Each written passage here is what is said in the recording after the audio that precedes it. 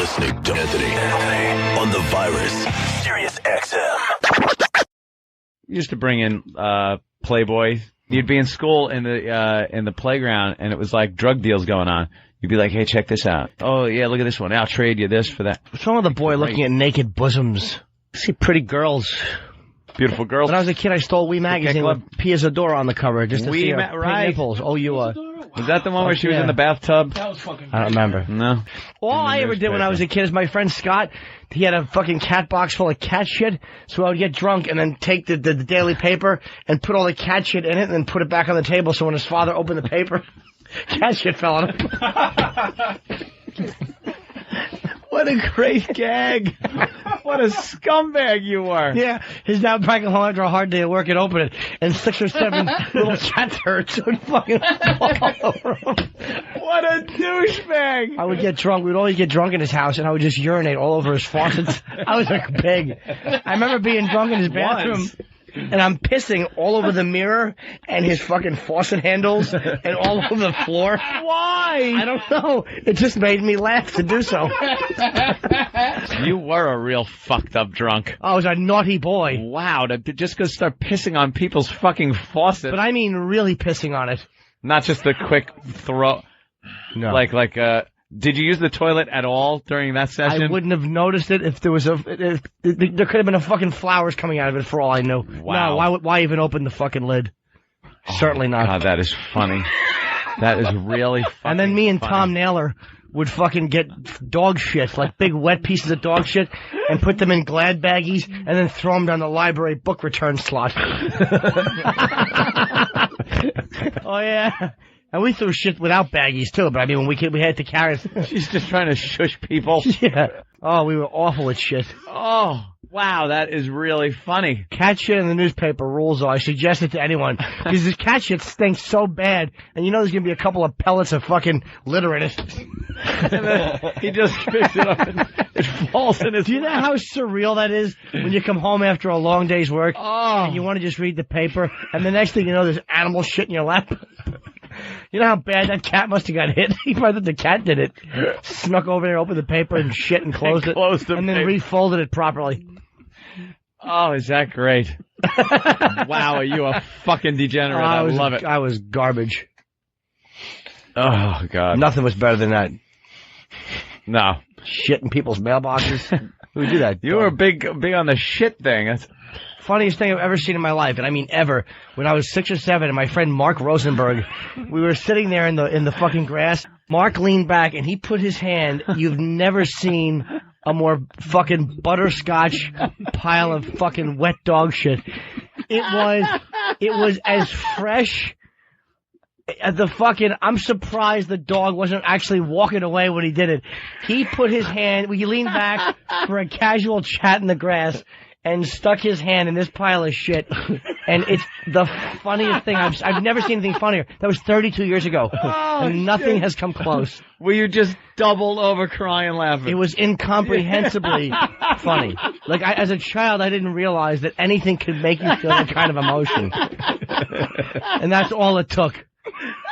And women think they understand what funny is. That's what funny is. It reminded me to tell you the stories of when we would drive by with cups and throw urine on people in New Brunswick. That was our favorite activity. We would drive around, me and my friend Luch. He was like 35 and he hung out with the teenagers. Oh, creepy guy. Yeah, he drove a fucking Volkswagen Bug, and we would drink, and I would piss into cups, and we would just drive through New Brunswick and throw it on people. And I would leave the little... Oh, we got some good ones. And I fucking had a plastic cup with a plastic lid on it. And I'll never forget there was a couple walking. And I fucking threw it. And the arc was beautiful. And the guy put his arm up to block it. And it hit his arm. And went all over him and his girl.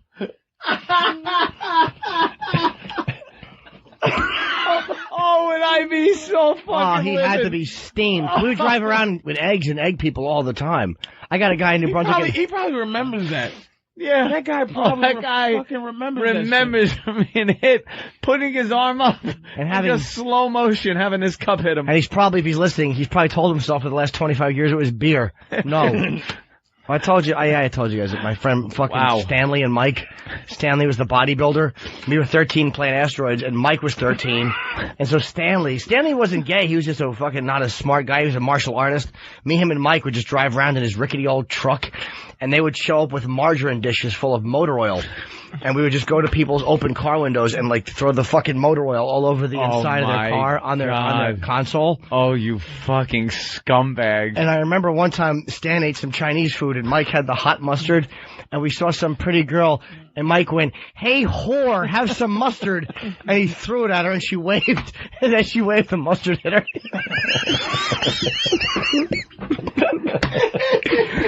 Oh. Hey, whore. Hey, whore. He was a sociopath. Because I remember we Oh, shit. You all were. No, we were driving. It was like 100 degrees out. We saw this guy hitchhiking backwards with no shirt. And fucking Mike goes, "Hey, Stanley, let's drain the engine oil and drive back and throw some hot oil on him." He wanted to drain oil out of the hot engine and throw it on a guy's bare chest while he was hitchhiking. And he meant it. Let's go throw hot oil on him, Stanley. 1353? Dude, what's the hot oil? We found one time the Holy Grail. We were in a parking lot, and we found a half a dish of melted chocolate ice cream, and there was an open car window with one of those fur seat backs. Oh, we smushed it all over the seat back. We drove by 5 minutes later, and there was an elderly couple. They had to be in their 70s, and they were outside the car, and she's wiping chocolate off the guy's back.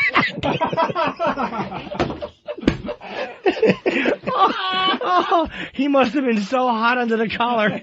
He sat down and got fucking chocolate all over his old back.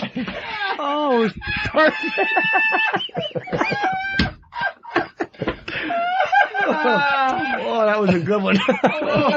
all over his old back. Oh, I'll never forget him standing there and her behind him just wiping at his back. Oh, you a fuck. Norton was a fucking minute. Oh, hey, Stanley, let's go back and throw hot oil on him. That's disgusting. Get the active phone call. Hello, can you hear us? Do we got all the buttons pushed? One of the best places to take a crap to piss someone off is to get up on the green at a golf course. Sit there and fill the hole full of shit because you know that first golfer taps in, reaches in, grabs his ball, and gets a handful of shit. That's a good one. That's a damn good one. Hey, Stan. Oh, that guy I'll never forget the guy on the shoulder backwards hitchhiking with no shirt. You know what is also a good one with the old person and his wife wiping his back off? How long did it take for him to sit there until he realized his back was in something? It couldn't have been long because it was fur and we coated it with melted chocolate ice cream. You understand? It was the holy grail of fun. It was hot. It was summer. Wide open window. His mistake. I wish there wasn't a statute of limitations. They could come fucking arrest this idiot. Oh, fuck. That was a good one. What a creep. Yeah. That wasn't even the... shit. Yeah. He was going to say that wasn't even the beginning. No, we wrote... Then we killed them. Both of them. They had the pickup truck one time, and they had a couch, a giant old sofa on it. So we set the sofa on fire and pushed it off the truck onto the highway. We were hoping a car would hit it. There's people in jail right now for 6 of the things he's talking about. Did you ever think of consequences? No, we were 13, man. No. Yeah, but I mean... Stanley should have. He was 25. Holy shit. Stanley, I don't know what Stanley was doing.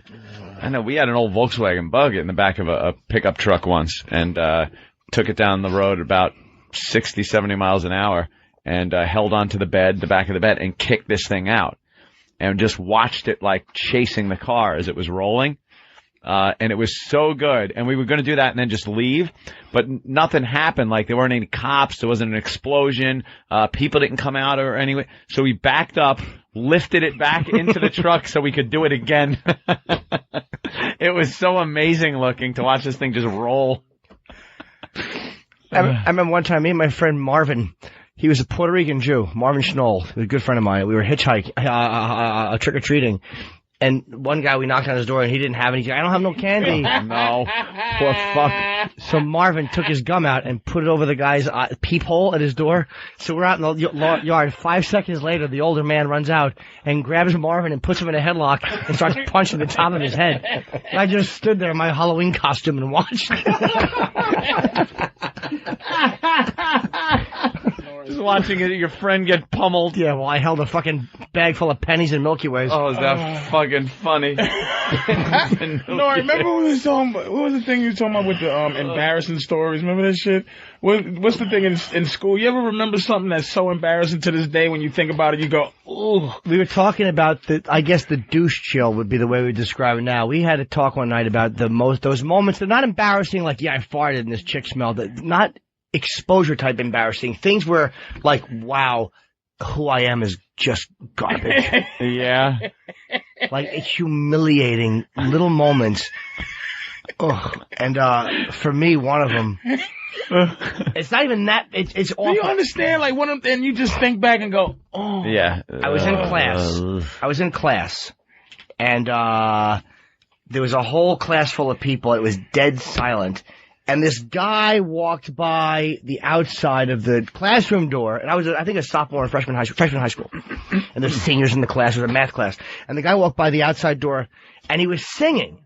And the song he was singing had the beat of da, da, da, da. It might have been a Christmas song, but the guy was singing bop, bop, bop, bop.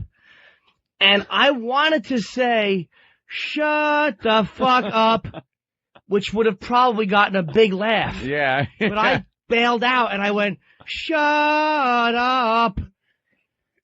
Silence. The class was silent. Oh, you bombed. It was horrible how unfunny it was. It was crawl out of your skin embarrassing. It was completely humiliating. Yeah. He had a much better one. His was really awful. I used to be the captain of the football team. Yeah. And I used to be the hype man, you know, like, y'all, how y'all feel? And the team go, fire it up. How y'all feel? Fire it up. Break down, stick. Break down. You know, getting them all ready. Yeah. So one day we was playing this team for Halloween, right? So I said, y'all ready, man? Y'all ready to fuck this team? And they like, yeah. Then I said, cause they're gonna get a trick and we're gonna get a treat. And everybody went, oh. During the breakdown, and we're gonna get a treat. Oh boy. I don't even want to look at him. Did they just lose on purpose? They said, what the fuck? We won, but it was like, they just took away all my power. Shut up. Shut up. They're gonna get a trick. The fuck up. Would have worked. I would have killed in a class to hear. I would have gotten booted. Yeah, but that would have got a 9. You'd have gained like that legendary status too. Another bad time for me was, and he couldn't believe that I bombed here, but I bombed in a movie theater during Revenge of the Nerds. Horribly. Some guy was yelling stuff and getting big laughs. And I chimed in and yelled out a couple of things, and neither one of them got a 1 even. And my friend, the last one, I forget what one of them was, but I remember one of them, there was a massage going on, and I yelled, that's cum he's rubbing into your back. It's so that is the funniest. Norton had, when we was talking, Norton had 4,000 stories, and it's like, you know how you talk to somebody and they immediately get what the fuck you're talking about? Because I was just like, I just was watching a football game thinking back to that moment, and it makes me it makes me shudder. You don't want to be that guy. It just makes me shudder. Some of the things that I would do awkward with bitches, and it just, and Norton had so many stories of just, like, you just go, oh no. And the trick-or-treat one is it for me, or the time that I had a college professor who had a bad limp, and I did poorly in his class, but I loved his class, and every time I would see him, I would go, hey man, I really love your class and you're a great teacher. And he got tired of hearing it. So one day I was coming to us and said, man, I really love, and he turned around and limped away from me as I was telling him what a great teacher he was. Shit. And I just was like, oh my God, I never forgot that. I was fucking 18 years old. Obviously, you never forgot it. It just hurt my heart. And then when I think about it, it just makes me go, oh. But trick or treat, it's because the team was fired up. Y'all ready? Go. Yeah. How y'all feel? How y'all feel? Break down. They're gonna get a trick and we're gonna get a treat. Oh, it's Halloween. Fuck you. We're not going for that shit, you fucking Oh, is that awful? Oh, man. Never forgot that shit. Wait, what was the one I was just telling? What was the one I was just saying? I forgot. Revenge of the Nerds? Oh, that was awful. Oh, the worst part was I yelled that out, and it got such a 0, and my friend Bill was sitting next to me, and he went, shut up, Jim. I embarrassed my 13 and 14-year-old friends. Sirius XM, the virus. You're listening to You're listening to Opie. So true. Let's get a Paul in Nashville. Paul. Oh, fucking menace. He's a menace. Paul. Fucking laugh. My stomach hurts. Paul. Yes. Yeah, let's go. The older man runs out and grabs Marvin and puts him in a headlock and starts punching the top of his head. And I just stood there in my Halloween costume and watched. What were you dressed as? What do we do with the food? You're listening to Anthony